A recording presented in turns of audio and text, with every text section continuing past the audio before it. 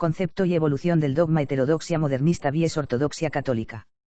Concepto. Por dogma en sentido estricto entendemos una verdad directamente, formalmente, revelada por Dios y propuesta como tal por la Iglesia para ser creída por los fieles. DC 1792. El concepto de dogma comprende, por tanto, estos dos elementos: a. La inmediata revelación por parte de Dios. La verdad en cuestión tiene que haber sido revelada inmediatamente por Dios, bien sea expresamente, explícite, o implícitamente, implícite, y debe hallarse contenida, por tanto, en las fuentes de la revelación, en la Sagrada Escritura o en la tradición. B. Que haya sido propuesta por el magisterio eclesiástico, propositio ecclesiae. Tal proposición no solamente incluye la notificación de una doctrina de fe, sino al mismo tiempo la obligación de creer esa verdad propuesta. Esto puede hacerlo la Iglesia, bien de forma extraordinaria por una solemne definición del Papa o de un concilio universal, Judicium Solemne, o por el magisterio ordinario y universal de toda la Iglesia, Magisterium Ordinarium et Universale. El dogma en sentido propio es objeto de la fides divina et católica, es objeto de fe divina por proceder de una revelación divina, y es objeto de fe católica por ser propuesto por el magisterio infalible de la Iglesia. Cuando un bautizado niega o pone en duda deliberadamente un verdadero dogma, cae en pecado de herejía, CIC 1325, 2, e incurre ipso facto en excomunión, CIC 2314, 1. Opiniones de los protestantes y modernistas. A. El protestantismo rechaza el magisterio de la Iglesia y, en consecuencia, que la Iglesia pueda exponer autoritativamente el contenido de la revelación. La revelación bíblica se testifica a sí misma. No obstante, en interés de la unidad doctrinal se admite cierta sujeción del dogma a la autoridad de la Iglesia. El dogma es la doctrina válida de la Iglesia, W. Elert. La tendencia liberal del protestantismo moderno no solo rechaza el magisterio autoritativo de la Iglesia, sino al mismo tiempo toda revelación divina objetiva, concibiendo la revelación como una experiencia religiosa de índole subjetiva por la cual el alma se pone en contacto con Dios. B. Según Alfred Loisy, más 1940, las proposiciones que la Iglesia presenta como dogmas revelados no son verdades que hayan bajado del cielo y que la tradición religiosa haya conservado en la misma forma en que aparecieron por vez primera. El historiador ve en ellas la interpretación de acontecimientos religiosos debida a una larga elaboración del pensamiento teológico, L. Evangile et le Eglise, p. 1902,158. El fundamento del dogma, según las ideas modernistas, es la experiencia religiosa subjetiva, en la cual se revela Dios al hombre, elemento religioso. La experiencia religiosa de la colectividad es estructurada racionalmente por la ciencia teológica y expresada en fórmulas concretas, elemento intelectual. Tal formulación recibe por fin la aprobación de la autoridad eclesiástica siendo declarada como dogma, elemento autoritativo. San Pío X condenó esta doctrina en su Decreto Lamentabili, 1907, y en la encíclica Pastendi, 1907, DC 2022, 2078 ss. Frente al modernismo, insiste la Iglesia Católica en que el dogma, en cuanto a su contenido, es de origen verdaderamente divino, que es expresión de una verdad objetiva y que su contenido es inmutable. La evolución del dogma. 1. La evolución del dogma en sentido heterodoxo. La historia de los dogmas que proponen los protestantes liberales, Abonarnac, y el modernismo, Aluasi, suponen la evolución sustancial de los dogmas, es decir, que el contenido mismo de los dogmas se vaya cambiando con el curso del tiempo.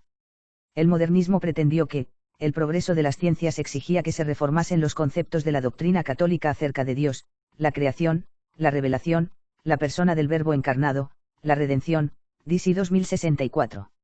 Aloisi declaraba, así como el progreso de la ciencia, de la filosofía, da una nueva versión al problema de Dios, de la misma manera el progreso de la investigación histórica da también una versión distinta al problema de Cristo y la Iglesia, autor de un Petit Livre, p. 1903, Xib. Según estas enseñanzas, no existen dogmas definitivos y permanentes, sino siempre sometidos a perpetuo cambio.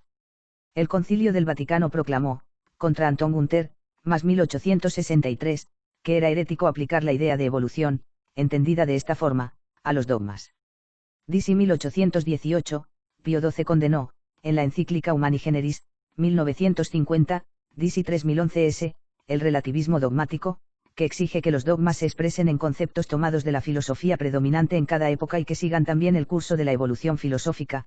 Semejante teoría convierte al dogma en una caña agitada por los vientos, DC 3012. La razón de la inmutabilidad del dogma reside en el origen divino de la verdad que él expresa. La verdad divina es inmutable lo mismo que Dios, la verdad de Yahvé dura eternamente, Salmo 116, 2, el cielo y la tierra pasarán, pero mis palabras no pasarán, MC 13, 31. La evolución del dogma en sentido católico. A. En cuanto al aspecto material del dogma, es decir, en la comunicación de las verdades reveladas a la humanidad, ha habido, sin duda, un incremento sustancial, hasta que la revelación alcanzó su punto culminante y su perfección definitiva en Cristo, cf. Hebr 1s. San Gregorio Magno dice, con el correr del tiempo fue acrecentándose la ciencia de los patriarcas, pues Moisés recibió mayores ilustraciones que Abraham en la ciencia de Dios omnipotente, y los profetas las recibieron mayores que Moisés, y los apóstoles, a su vez, mayores que los profetas, in Ezequiel lib 2, Job 4, 12. Con Cristo y sus apóstoles terminó la revelación universal, sentencia cierta. San Pío X, en oposición a las doctrinas del protestantismo liberal y del modernismo, que enseñaban la subsiguiente evolución sustancial de la religión por nuevas revelaciones, condenó la siguiente proposición: la revelación, que constituye el objeto de la fe católica, no quedó terminada con los apóstoles, DC 2021. La Sagrada Escritura y la tradición nos enseñan con toda claridad que, después de Cristo y sus apóstoles, que fueron los encargados de anunciar el mensaje de Cristo, ya no hay que esperar complemento alguno de la verdad revelada. Cristo se consideraba a sí mismo como la consumación de la ley del Antiguo Testamento, MT 5, 17, 5, 21 SS, y como el Maestro absoluto de toda la humanidad, MT 23,10, uno es vuestro Maestro, Cristo, CF. MT 28, 20. Los apóstoles ven llegada en Cristo la plenitud de los tiempos, Gal 4, 4, y consideran deber suyo conservar íntegro e incorrupto el sagrado depósito de la fe que Cristo les ha confiado, 1 Tim 6, 14, 6, 20, 2 Tim 1, 14, 2, 2, 3, 14. Los santos padres rechazan, indignados, la pretensión de los herejes que decían poseer doctrinas esotéricas provenientes de los apóstoles o haber recibido nuevas revelaciones del Espíritu Santo. San Ireneo, Eidi Viger. 3 y 433, 8, y Tertuliano, de Praescr 21, insisten frente a los gnósticos en que la doctrina de los apóstoles contiene toda la revelación, conservándose esta doctrina en toda su pureza gracias a la ininterrumpida sucesión de los obispos. B. Respecto de la forma del dogma, es decir, del conocimiento y proposición por la Iglesia de las verdades reveladas, y consecuentemente de la pública fe de las mismas, sí que ha habido progreso, evolución accidental del dogma, y semejante progreso tiene lugar de las siguientes maneras: verdades que hasta un momento determinado solamente se creían de forma implícita, se llegan a conocer explícitamente y son propuestas a los fieles para su creencia en ellas, cf. STH 22 y 7, en cuanto a la explicación, creció el número de artículos, de la fe, porque ciertas cosas que por los antiguos no habían sido conocidas explícitamente, vienen a ser conocidas de forma explícita por otros posteriores. Los dogmas materiales se convierten en dogmas formales. Para más clara inteligencia por parte de todos y para evitar malentendidos y falsas interpretaciones, las verdades antiguas, creídas desde siempre, se proponen por medio de nuevos y bien precisos conceptos. Así ocurrió, por ejemplo, con el concepto de unión hipostática, de transustanciación. Cuestiones debatidas hasta un momento determinado son después aclaradas y definidas, condenándose las proposiciones heréticas, cf. San Agustín, de Cib. Dei 16.2, 1, una cuestión promovida por un adversario se convierte en ocasión de adquirir nuevas enseñanzas. La evolución del dogma en el sentido indicado va precedida de una labor científica teológica, y prácticamente enseñada por el magisterio ordinario de la Iglesia con asistencia del Espíritu Santo, Pío 14, 26. Promueven esta formación, por un lado, el deseo natural que tiene el hombre de ahondar en el conocimiento de la verdad adquirida y, por otro, influencias externas, como son los ataques de los herejes o los infieles, las controversias teológicas, el progreso de las ideas filosóficas y las investigaciones históricas, la liturgia y la universal convicción de creencias que en ella se manifiesta. Los santos padres ya pusieron de relieve la necesidad de profundizar en el conocimiento de las verdades reveladas, de disipar las oscuridades y hacer progresar la doctrina de la revelación. Véase el testimonio clásico de Vicente de Lerins, y antes del 450, pero tal vez diga alguno, luego no habrá en la Iglesia de Cristo progreso alguno de la religión. Ciertamente existe ese progreso y muy gran progreso. Pero tiene que ser verdadero progreso en la fe, no alteración de la misma. Pues es propio del progreso que algo crezca en sí mismo, mientras lo propio de la alteración es transformar una cosa en otra, con Monitorium 23, cf. DC 1800. C.